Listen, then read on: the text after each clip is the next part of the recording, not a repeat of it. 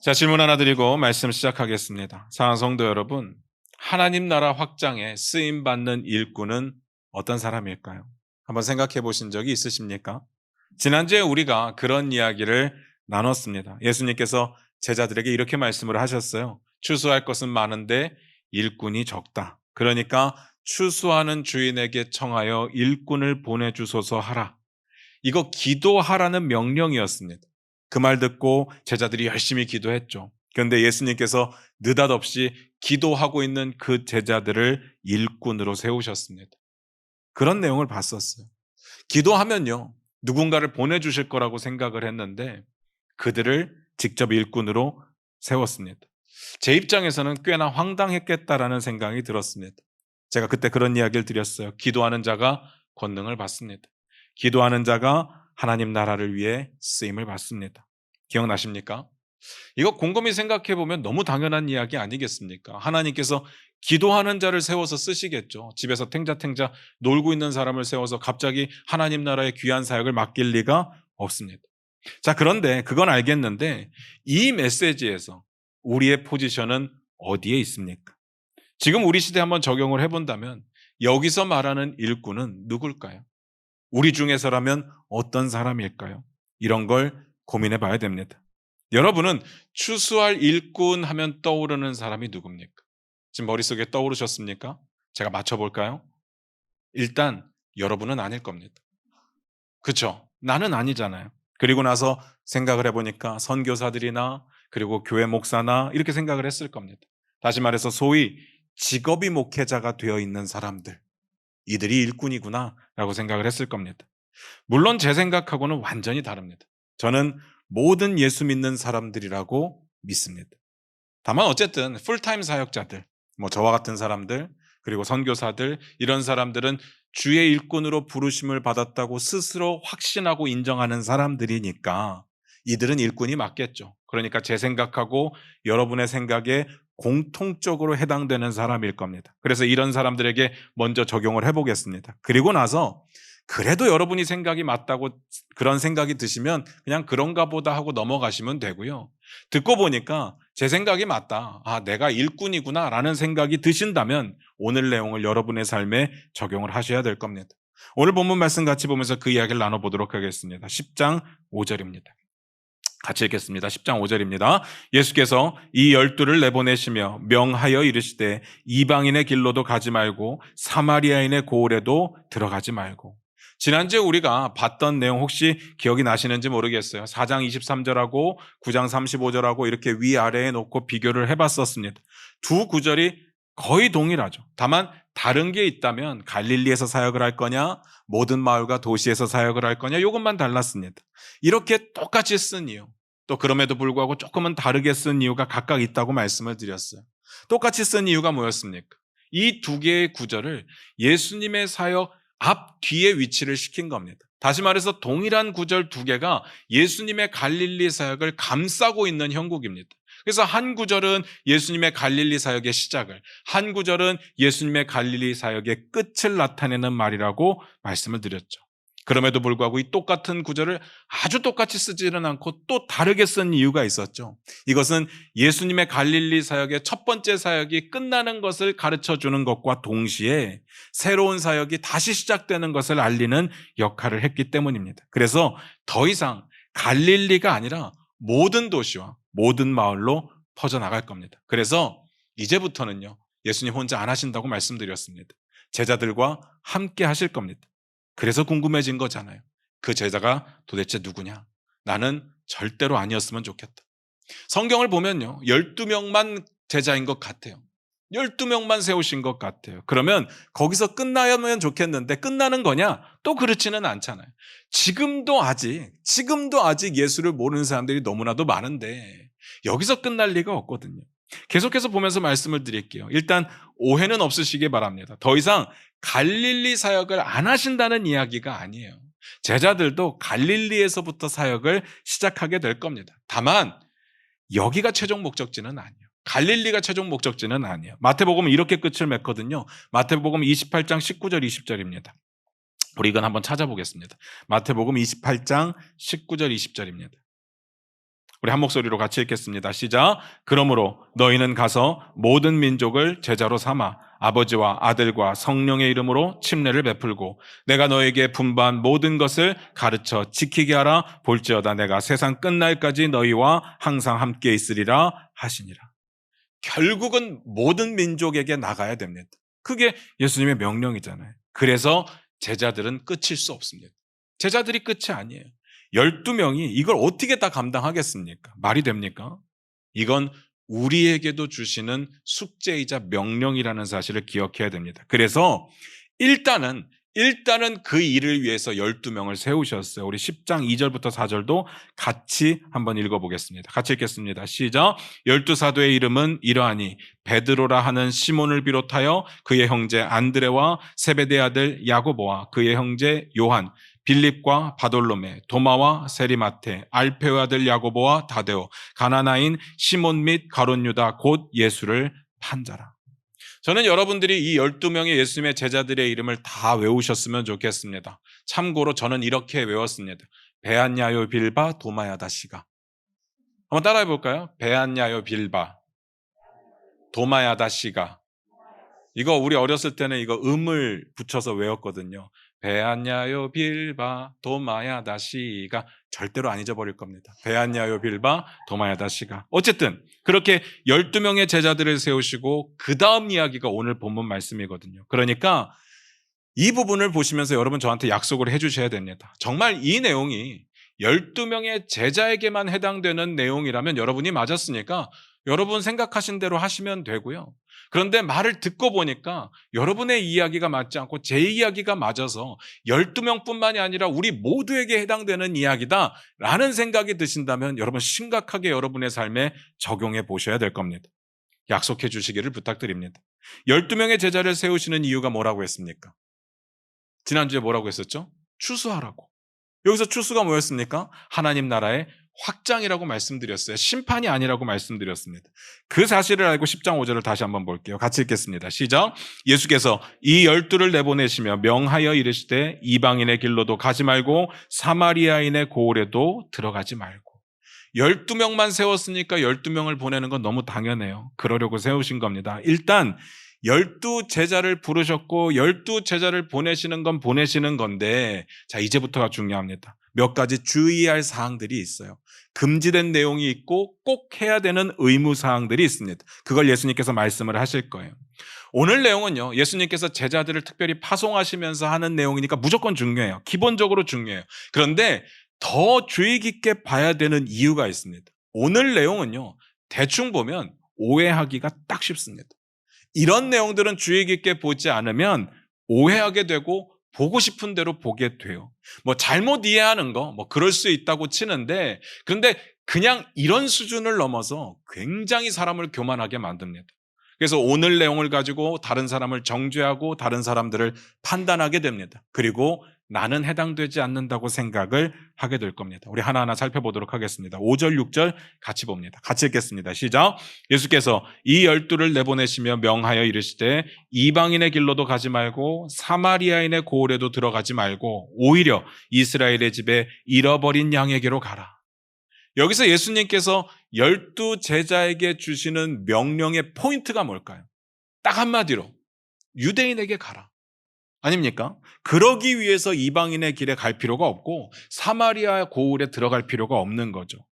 이 부분을 이해하기 위해서는 좀 지리적인 이해가 필요할 것 같아요. 갈릴리는요, 이방 사람들이 모여 사는 지역과 사마리아 사람들이 모여 사는 지역에 둘러싸여 있었습니다. 그러니까 이 말씀을 딱 들으면요, 어떤 느낌으로 받아들이는가 하면 갈릴리에서 벗어나지 마라.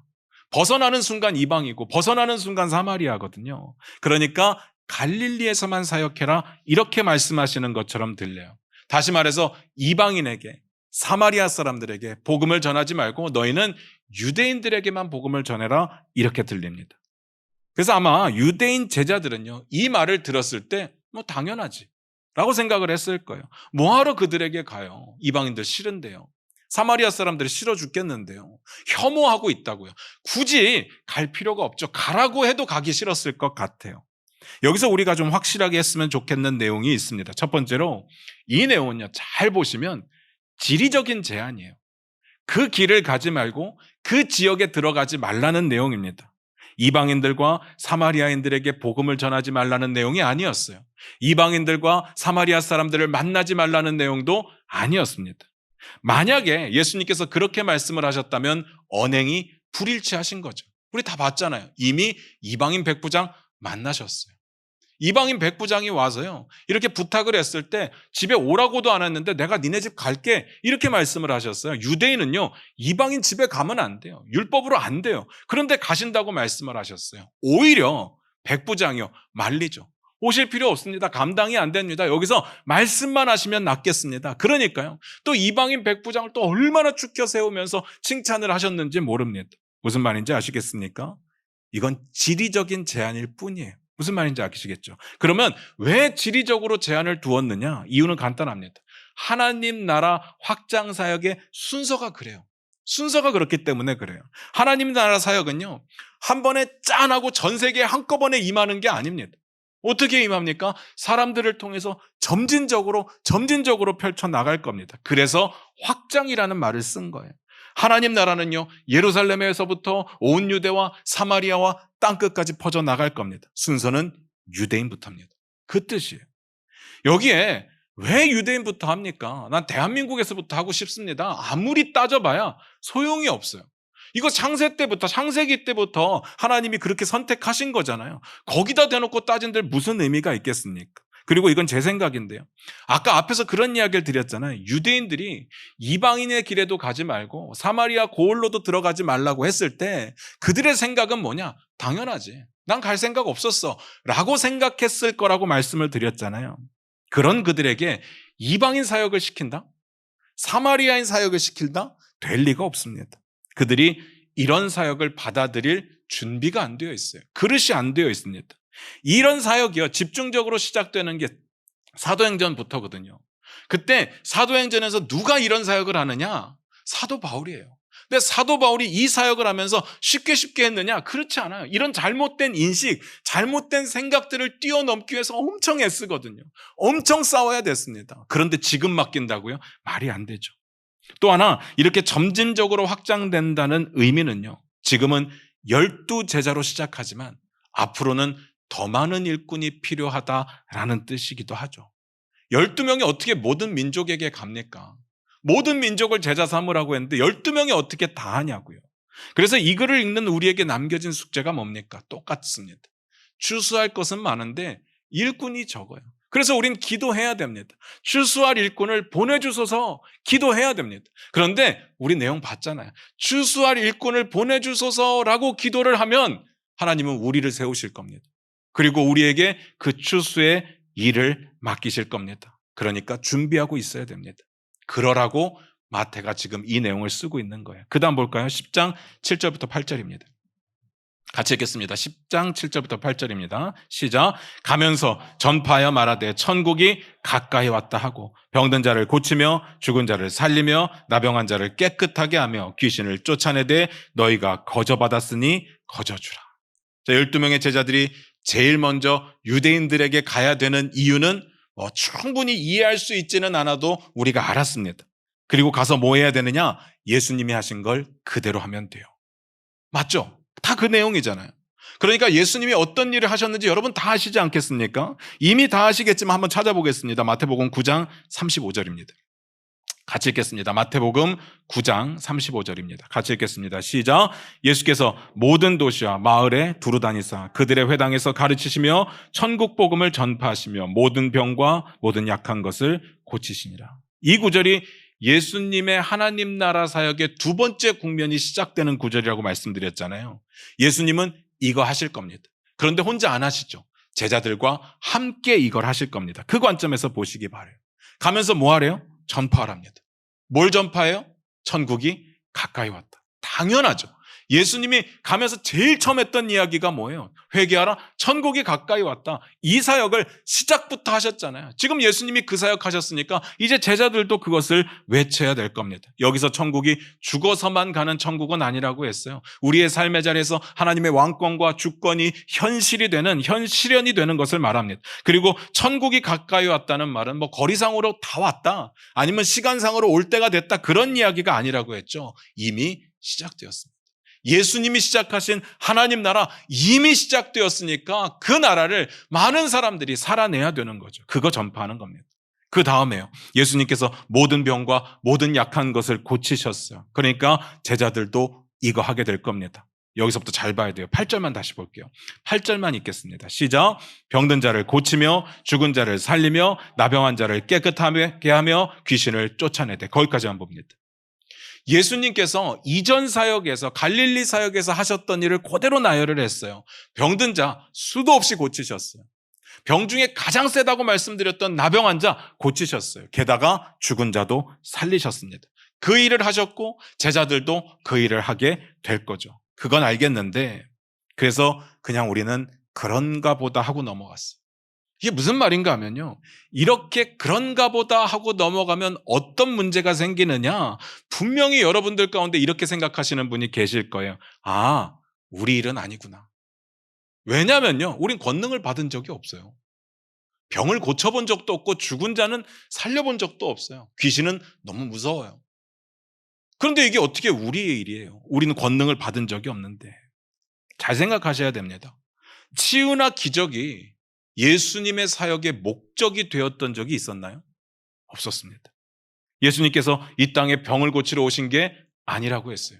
죽은 자를 살리러 오신 게 아니라고 했습니다. 하나님 나라를 위해 오신 거예요. 이런 치유의 일들이 하나님 나라를 가리키는 표지판 역할을 한다고 말씀을 드렸어요. 예수님도 그렇고 제자들도 그렇고 지금 표지판을 세우는 일을 하고 있는 거예요. 하나님을, 나라를 바라보게 하는, 하나님 나라를 이루게 하는 그 표지판을 세우는 일을 하고 있는 겁니다. 정리를 해볼게요. 예수님께서 제자들에게 명령을 하세요. 두 가지 명령을 하시잖아요. 천국 복음을 전파해야 되고, 그 다음에는요, 병든 자를 고쳐야 돼요. 뭐 죽은 자도 살려야 돼요. 자, 여기서 예수님의 포인트가 뭘까요? 하나님 나라를 전파하는 걸까요? 아니면 치유 사역을 하는 걸까요? 둘 중에 뭘 것 같습니까? 당연히 하나님 나라라고요. 이걸 제가 수도 없이 이야기해도 자꾸 까먹어요. 우리는 자꾸 치유가 눈에 들어오고 죽은 자를 살리는 사역이 눈에 들어와요. 그러니까 내가 병을 못 고친다고 해서 우리 일이 아니라고 생각하시면 안 됩니다. 중요한 건 치유가 아니라 하나님 나라거든요. 지금 우리가요, 표지판을 세우는 일이 우리가 치유하고 기적을 베푸는 것이 아니라 우리의 삶의 자리에서 하나님 나라를 살아내는 것으로 표지판을 세우는 거예요. 내가 먼저 내 삶의 자리에서 하나님 나라를 살아내고 하나님의 사랑으로, 하나님의 주권으로 내가 온전케 되고 회복되는 것을 세상 사람들에게 보여주는 겁니다. 내가 살아내는 하나님 나라를 통해서 세상 사람들이 천국을 맛보게 하는 거예요. 잘 생각하셔야 됩니다. 제가 죽은 자를 살리는 것만 갖고 이야기를 해볼게요. 제자들이 권능을 받았잖아요. 10장 1절에서 권능을 받았잖아요. 그러니까 잘 해냈습니까? 오늘 제자들이 보내심을 받거든요. 그래서 오늘 나가서 죽은 자를 살렸습니까? 아, 죽은 자가 없어서 못 살렸습니까? 오늘은 그렇다고 치고요. 이후로 제자들이 죽은 자를 마구 돌아다니면서 다 살렸습니까? 아니라고요. 정리를 해볼게요. 이런 일들이 자주 있었습니까? 아닙니다. 나중에 베드로하고 사도 바울이 살리긴 해요. 그런데 그게 전부 다예요. 제자들의 사역 가운데 그게 전부 다예요. 무슨 말인지 아시겠습니까? 왜냐면요, 이건 목적이 아니니까. 이건 표지판의 역할이니까. 권능을 받았다고 해서 막 어벤져스처럼 마법을 막 부리고 막 온 데 가서 이렇게 하고 하는 것이 아니라는 이야기입니다. 무슨 말인지 아시겠습니까? 제자는 어떤 사람이라고요? 자신이 추구하던 모든 것들을 내려놓고 예수님을 따르겠다고 작정한 사람들이 제자들이에요. 예수님 때는 다 버리고 예수님을 24시간 따라다니는 사람이 제자들이었고요. 지금 우리 시대에는요, 예수님을 내 인생의 주인으로 영접하고 24시간 주님을 따르는 사람, 주님의 인도하심을 받는 사람들이 제자죠. 여러분의 지금 생각에 24시간이 걸리죠. 24시간 걸리잖아요. 이 말이 무슨 말인가 하면 우리가 예수님을 내 인생의 주인으로 영접했다는 말이에요. 그런데 영접은 했는데 우리 생각에 근무 시간에만 영접한 건가요? 아니, 근무 시간엔 일을 해야 되니까 근무 외 시간에만 나 예수님을 영접한 건가요? 아니에요. 예수님을 영접했다는 이야기는 24시간입니다. 무슨 말인지 아시겠습니까? 지금은요, 각자의 삶의 자리에서 하나님 나라를 열심히 살아내고 있는 여러분들이 제자라는 이야기입니다. 다시 말씀드리면 제자의 직분을 어떤 사람은 자신의 삶의 자리에서 감당하는 거고요. 어떤 사람은 풀타임으로 교회에서 감당하는 거예요. 그 사람은 교회가 삶의 자리가 된 거죠. 뭔 말인지 아시겠죠? 오늘 이야기는 절대적으로 12제자에게 해당되는 이야기가 아닙니다. 풀타임 사역자에게 해당되는 이야기가 아니에요. 예수 믿는 모든 사람들에게 해당되는 일입니다. 그렇기 때문에 제가 또 하나 짚고 넘어가고 싶은 게 있어요. 이렇게 병을 고치고 귀신을 쫓아내고 죽은 자를 살리는 게 제자의 자격은 아닙니다. 여러분, 이거 분명히 아셔야 됩니다. 당연히 풀타임 사역자들의 자격이 될 수도 없어요. 이걸로 목회자들을 혹은 선교사들을 판단해서는 안 됩니다. 야, 우리 목사님은 병을 잘 고쳐. 아, 우리 목사님은 병을 못 고쳐. 이런 식으로 판단할 수가 없다는 이야기입니다. 이렇게 생각하는 이유가 뭔지 아십니까? 나는 제자가 아니라고 생각했기 때문에. 나에게는 해당되는 일이 아니라고 생각했기 때문에 쉽게 판단하는 거죠.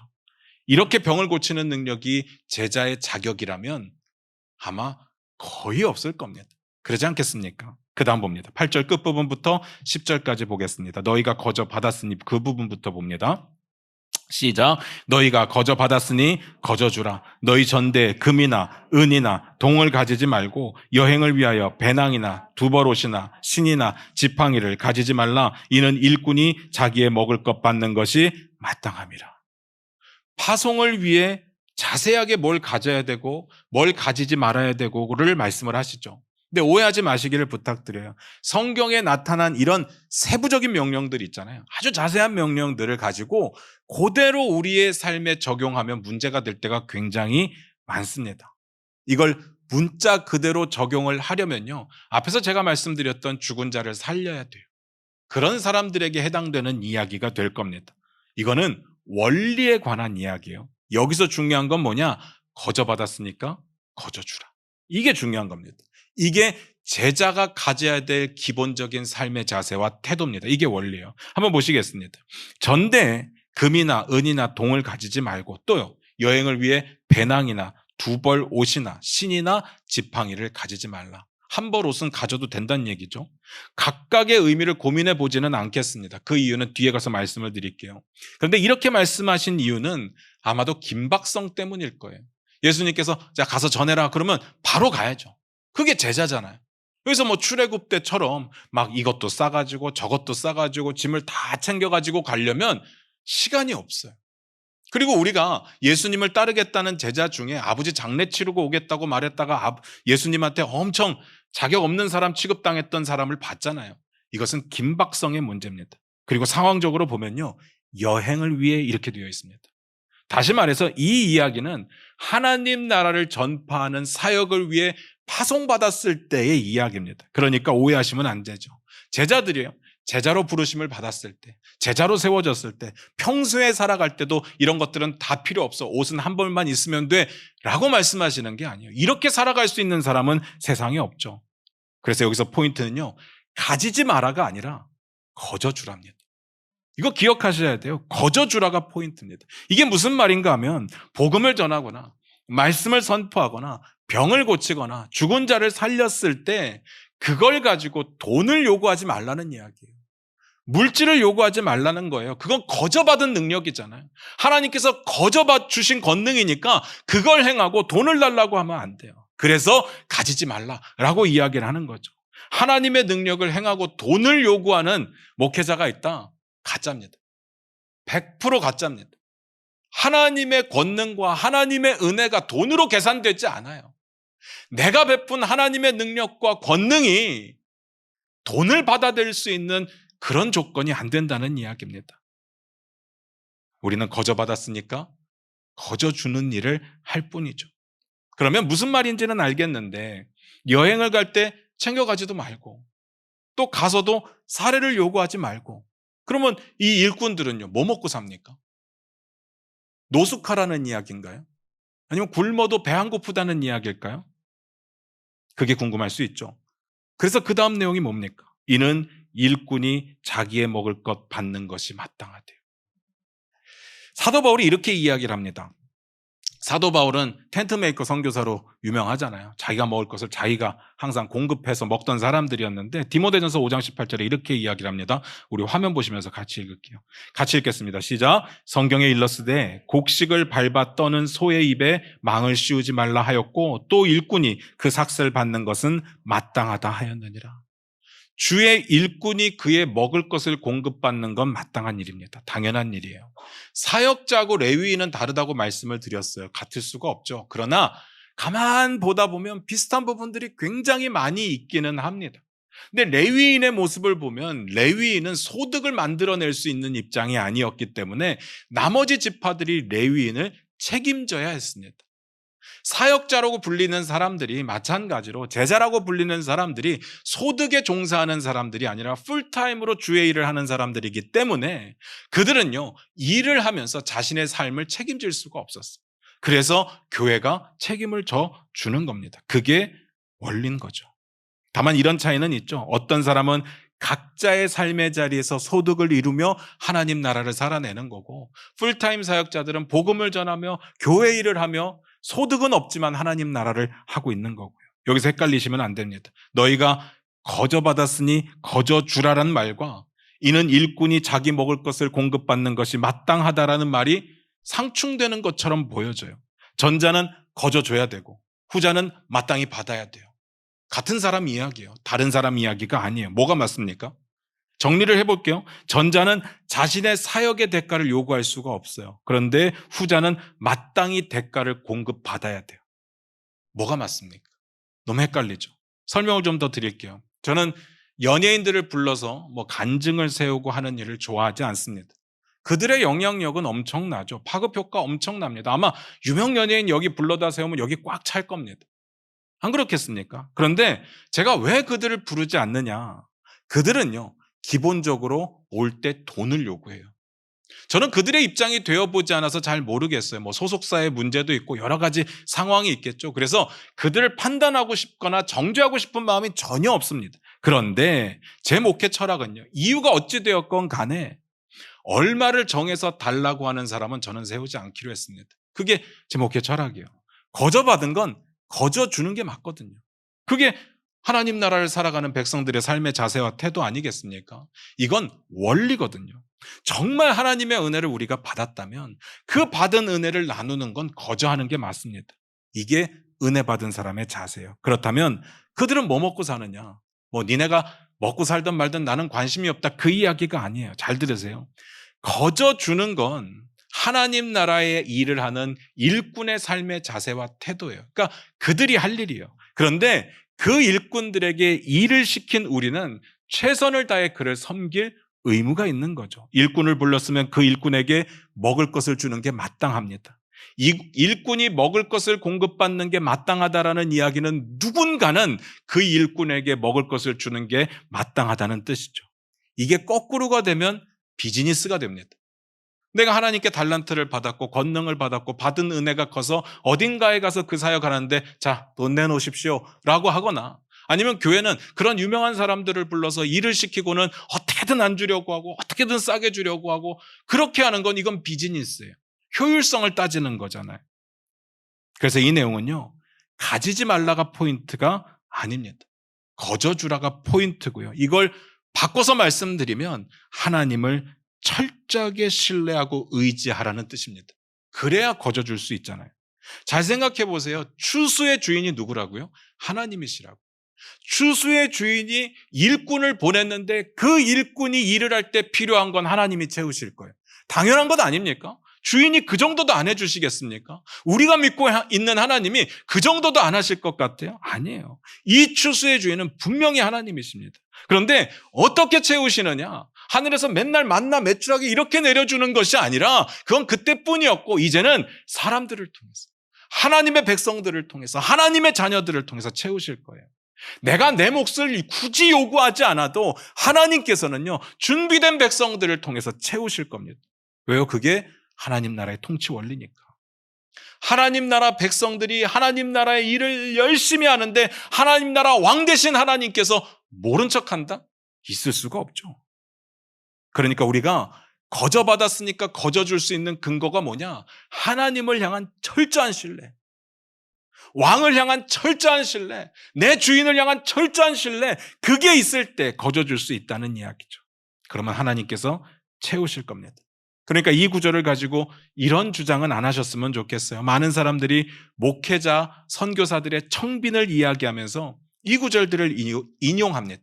목사는 아무것도 가지면 안 된다. 거 봐라, 여기 옷도 한 벌만 가지라고 하지 않냐, 이렇게 이야기를 해요. 그런데 그런 이야기가 아니에요. 이 이야기는 사역을 할 때, 하나님의 일을 할 때 누구를 신뢰할 거냐, 이 추수의 주인 되시는 하나님을 신뢰하고 나갈 거냐, 아니면 내게 누군가 도움을 줄 수 있는 어떤 사람들을 신뢰하고 나아갈 거냐, 그 문제를 이야기하는 겁니다. 그래서 가끔 가다 보면 안타까울 때가 있어요. 많은 사람들이 이렇게 생각합니다. 목회자는 뭘로 평가받아야 될 것 같습니까?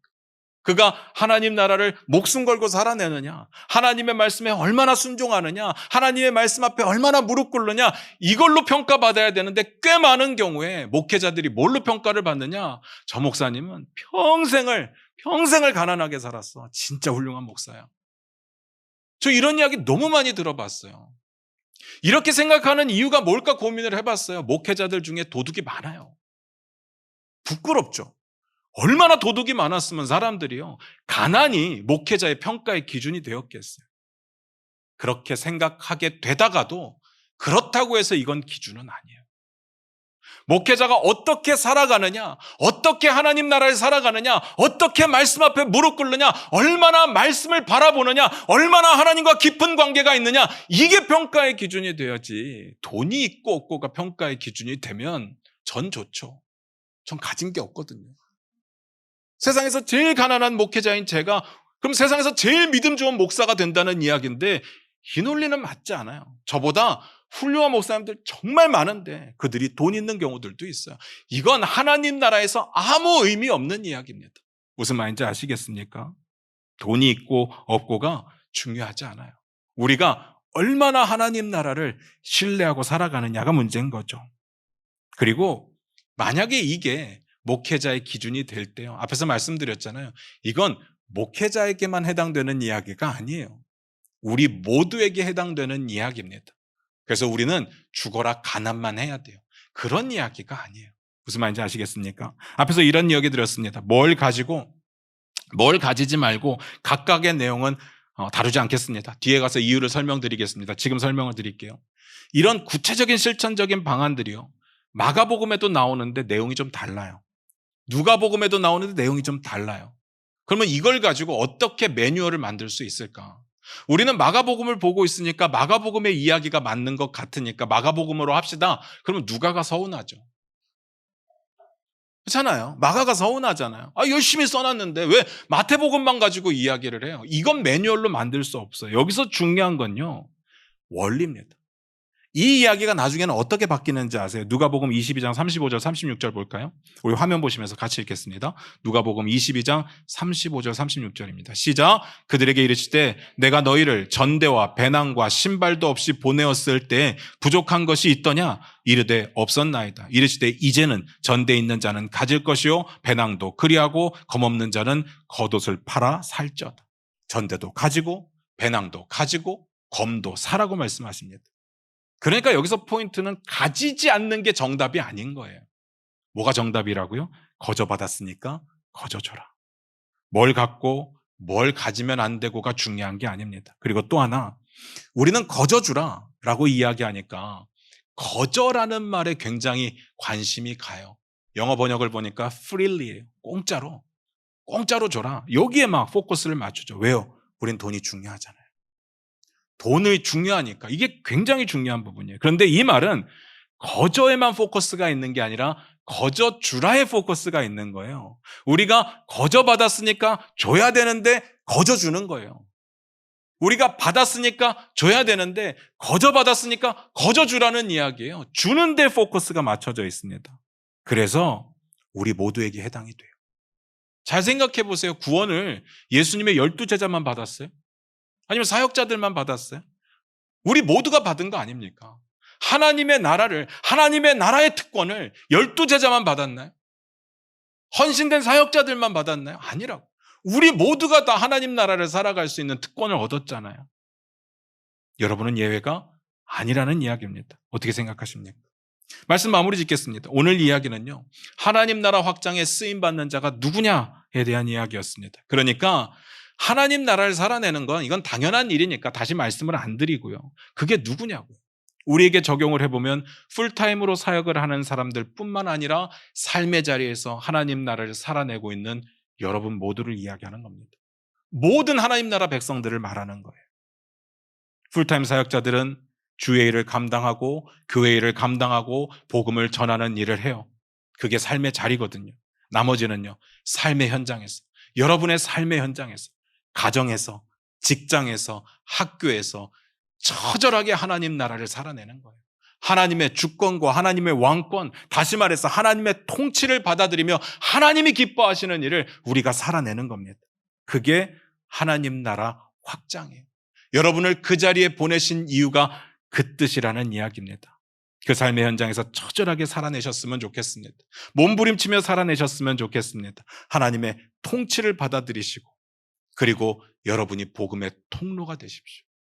여러분의 삶의 모습을 통해서, 여러분이 살아내는 하나님 나라를 통해서 누군가는 저게 하나님 나라구나 라고 생각할 수 있도록 여러분은 철저하게 하나님의 눈치를 보고 사람들의 눈치를 보지 않고 살아가시기를 주님의 이름으로 부탁드립니다. 다시 묻겠습니다. 우린 제자입니까? 아닙니까? 이 일이 우리에게 주어진 일이 맞습니까? 아닙니까? 판단은 여러분이 하시기 바랍니다. 혹시 우리가 제자라는 생각이 조금이라도 든다면 제가 앞에서 약속했었죠. 여러분의 삶에 심각하게 적용해 보시기를 주님의 이름으로 부탁드립니다. 기도하겠습니다.